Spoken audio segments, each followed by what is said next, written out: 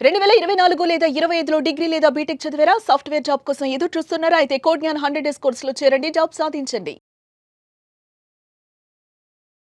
నమస్కారం సార్. నమస్తే అండి. సార్ 2026 కొత్త ఇయర్ అయితే రాబోతుంది. అవును. అట్‌లీస్ట్ ఈ ఇయర్‌లోనైనా నేను సాఫ్ట్‌వేర్ జాబ్‌లో నాకు రావాలి అనుకునే ఆడపిల్లలు చాలామంది ఉంటారు. అవును. అలాంటి వాళ్ళ కోసం అంటే 2026లో ఎలాంటి ఆపర్చునిటీస్ ఉన్నాయి? అండ్ స్పెషల్‌గా ఫోకస్ చేయాల్సిన పాయింట్స్ ఏంటి సార్? సో, మీరు స్పెసిఫిక్‌గా 2026 అని చెప్పి కమింగ్ న్యూ ఇయర్ గురించి అడుగుతున్నారు. సో, ఆపర్చునిటీస్ అన్నవి 2026లో ఎక్కువే ఉంటాయండి. ఎందుకు అంటే మీరు కంపేర్ చేసుకుంటే 2024 కన్నా 2025 ఓపెనింగ్స్ బాగా ఎక్కువ వచ్చినాయి. 2025 కన్నా కూడా 2026 ఇంకా ఇంప్రూవ్ అవుతుంది. అంటే మార్కెట్ ఇంప్రూవ్ అవుతుందనమాట. సో, ఆ పాయింట్‌లో మనం చూసుకొని ఎట్లాంటి టెక్నాలజీస్ మీద ఎక్కువ జాబ్ ఆపర్చునిటీస్ ఉన్నాయి అన్నది చెక్ చేసుకొని గనక వాటి రిలేటెడ్ స్కిల్స్ నేర్చుకుంటే చాలా బావుంటదనమాట. బేసిక్‌గా ఇక్కడ 2 డిఫరెంట్ థింగ్స్ తీసుకుంటే ఫ్రెషర్స్‌ని తీసుకోవచ్చు, లేదా కెరీర్ గ్యాప్ వచ్చిన వాళ్ళని తీసుకోవచ్చు. సో, 2 కేటగరీస్ చేసి మనం మాట్లాడితే ఫ్రెషర్స్‌కైతే గనక నేను ఆబ్వియస్‌లీ ఎప్పుడూ చెప్తున్నట్టే లైక్ ఫౌండేషన్ స్ట్రాంగ్‌గా ఉండాలి. లాజికల్ థింకింగ్ చాలా అవసరము. సో, లాజికల్ థింకింగ్ గనక బాగా ఉంటే ఏ టైప్ ఆఫ్ లాంగ్వేజ్‌లో అయినా బిల్డ్ చేయగలుగుతారు ఈజీగా. ఆ లాజికల్ థింకింగ్ ఎలా ఇంప్రూవ్ చేసుకోవాలి అన్నది చూసుకొని మనం రీజనింగ్, యాప్టిట్యూడ్ ఇయన్నీ చేస్తామనమాట. వాటినే మళ్ళీ కోడింగ్‌లో చేస్తాము. సో, అవి ఎక్కువ ప్రాక్టీస్ చేస్తూ ఉంటే ఇంప్రూవ్ అవుతది. ఆటికి ఫ్రెషర్ పాయింట్‌లో ఫుల్ స్టాక్ ప్రోగ్రామ్స్ ఎక్కువగా చేయాలి. అంటే లైక్ జావా ఫుల్ స్టాక్ గానీ, పైథాన్ ఫుల్ స్టాక్ గానీ, రియాక్ట్ రిలేటెడ్ గానీ ఇట్లాంటివి చూజ్ చేసుకుంటే వాళ్ళకి కెరీర్ ఈజీగా ఉంటదనమాట. అదే కెరీర్ గ్యాప్ వచ్చిన వాళ్ళని చూసుకుంటే గనక వాళ్ళు కెరీర్ రీస్టార్ట్ చేయాలి అనుకుంటారు. సో, అలా రీస్టార్ట్ చేయడానికి ప్రతి ఎంఎన్‌సిలోనూ women related career restart programmes ఉన్నాయి. ఓకే. అవి చూజ్ చేసుకొని వాటిల్లో క్వాలిఫై అవ్వాలి. అంటే క్వాలిఫై అవ్వటం అంటే హెవీ కోడింగ్ టెస్ట్స్ ఏమి ఉండవండి. వీళ్ళకి అసలు నిజంగా కెరియర్‌ని రీస్టార్ట్ చేయాలనుకుంటున్నారు. జస్ట్ థాట్ వచ్చింది. ఓకే. ఒక ట్రై ఇద్దాం అనుకుంటున్నారా అన్నది చూస్తారు. ఏం చెక్ చేస్తారంటే ఓకే. కెరీర్ బ్రేక్ వచ్చినప్పుడు వీళ్ళు అసలు టెక్నాలజీలో ఏం చేంజెస్ వస్తున్నాయి? ట్రెండ్ ఎలా చేంజ్ అవుతుంది అన్నది ఫాలో అవుతున్నారా? అండ్ వీళ్ళకి ఎంతవరకు స్కిల్ ఉంది అన్నది చెక్ చేసి దాని ఎవరైతే క్వాలిఫై అవుతారో వాళ్ళని తీసుకొని వాళ్ళే ట్రైనింగ్స్ ఇచ్చి జాబ్స్ ఇస్తారు. లైక్ యావరేజ్ ప్యాకేజ్ 6 ఎల్‌పిఏ ఇస్తారనమాట. సో, ఇట్లాంటి థింగ్స్ మనం ప్రాపర్‌గా చెక్ చేసుకొని మనం ఏ టైప్ ఆఫ్ వర్క్స్ చేయాలనుకుంటున్నాం అన్నది కూడా ఇంపార్టెంట్. కొంతమందికి కెరీర్ రీస్టార్ట్ చేయాలి అని ఉంటది. కానీ ఇంట్లో ఉన్న సిట్యుయేషన్స్ వల్ల పిల్లల్ని టేక్ కేర్ చేయటం ఇట్లాంటి వాటి వల్ల హోల్డ్ వాళ్ళు అవుతూ రెగ్యులర్ ఉంటారు. జాబ్స్‌కి ఎళ్ళలేరు. సో, అలాంటప్పుడు ఏం చేయగలరు అంటే స్కిల్ ప్రాపర్‌గా నేర్చుకొని freelance opportunities, work from home opportunities ఉంటాయి. వాటిని తెచ్చుకోగలరు. ఎలా వస్తాయి అంటే మనకి అప్‌వర్క్, ఫ్రీలాన్సర్.ఇన్ ఇట్లాంటి వెబ్‌సైట్స్ ఉంటాయన్నమాట. వీటిల్లో ఈజీగా ఫీవర్ అని చెప్పి ఉంటది.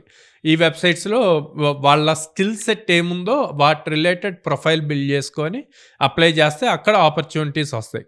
సో, వీటిల్లో ఏందంటే అవర్లీ బేస్డ్ పే ఉంటది. లేదా ప్రాజెక్ట్ బేస్డ్ పే ఉంటది.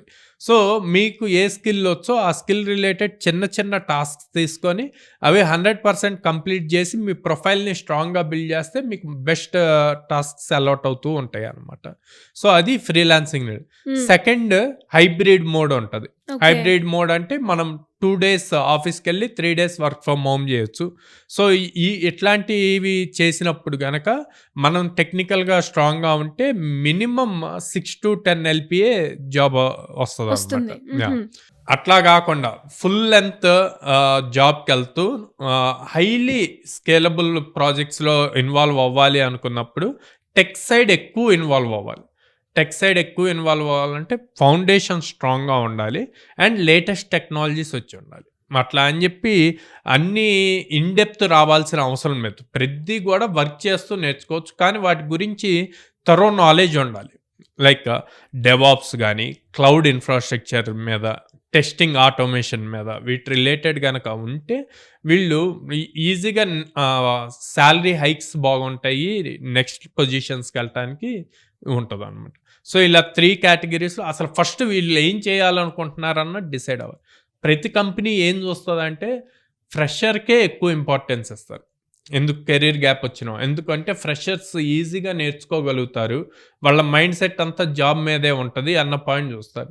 అదే కెరీర్ గ్యాప్ వచ్చిన వాళ్ళకి ఛాన్స్ ఇవ్వాలి అంటే మీరు ప్రూవ్ చేసుకోవాలి. మీరు వాళ్ళకన్నా డిఫరెన్స్ ఏంటి? మీరు టెక్నాలజీకి ఎంత రిలేటెడ్‌గా ఉన్నారు, ఎన్ని టైప్ ఆఫ్ ప్రాజెక్ట్స్ చేయగలరు, ఎంత స్కిల్ ఉంది అన్నది గనక ప్రూవ్ చేసుకుంటే అప్పుడు మీకు ఆపర్చునిటీ వస్తది.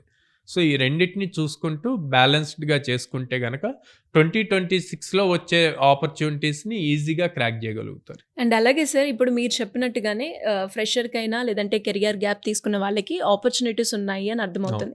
అండ్ అలాగే కోగ్నెన్ నుంచి వాళ్ళకి ఎలాంటి ఆపర్చునిటీస్ ఉన్నాయంటారు? అంటే ఆడపిల్లలు కాబట్టి స్పెషల్‌గా దూరం దూరం నుంచి వస్తూ ఉంటారు. అండ్ సెక్యూరిటీ పరంగా, సేఫ్టీ పరంగా పేరెంట్స్ ఎక్కువగా ఫోకస్ చేస్తూ ఉంటారు. అలాంటి వాళ్ళకి ఏమైనా ఆప్షన్ ఉందంటారా కోగ్నెన్ త్రూ?